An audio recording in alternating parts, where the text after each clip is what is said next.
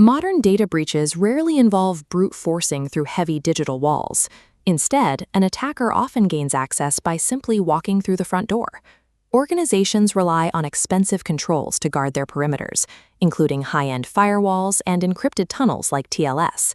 TLS, or Transport Layer Security, is a protocol that encrypts data as it moves between a client and a server to prevent eavesdropping.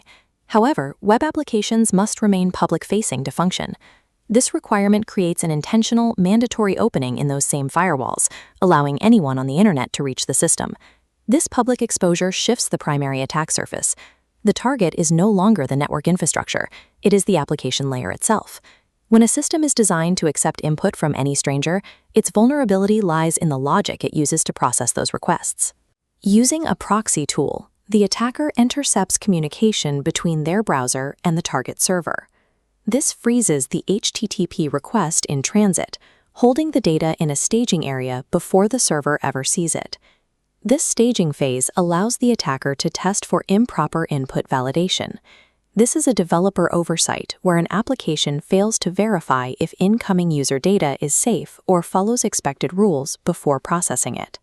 Because the application doesn't validate the data, the attacker can safely modify the request, swapping out a legitimate password for a malicious payload. At this stage, the server is blind to the manipulation. It is prepared to trust the incoming packet as a standard user request. The specific method used to weaponize this input is a SQL injection. SQL, or Structured Query Language, is the standard language used to communicate with databases. Databases often mix user data and executable commands in the same query. By injecting the string OR1 = 1, the attacker bridges the gap between data and commands, forcing the database to evaluate the login as true, entirely bypassing the password. The attacker bypasses the password check entirely. By injecting that specific string, they force the database to treat any login attempt as valid. With the database logic fully subverted, the attacker is instantly granted supreme execution rights within the compromised system. Once inside, the attacker exfiltrates the entire database. This massive transfer of passwords, millions of private emails, and sensitive financial records all occurs in seconds. During this exfiltration, traditional security systems like intrusion detection systems often remain silent.